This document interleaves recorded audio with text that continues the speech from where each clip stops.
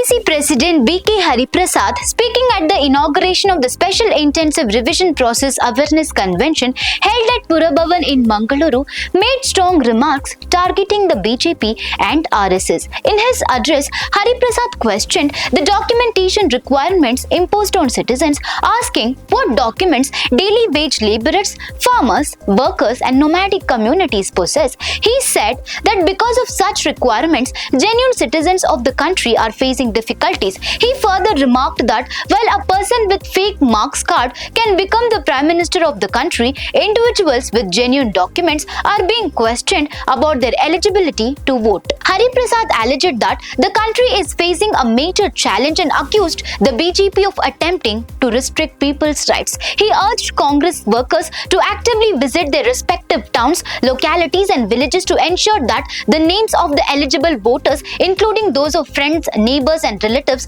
are not excluded from the electoral rolls. He also stated that the Congress has no objection to the SIR process and supports the removal of fake voters. According to him, most fake voters are associated with the BJP and RSS, and he said they should be removed along with duplicate entries. However, he emphasized that no genuine voter should be deprived of their right to vote.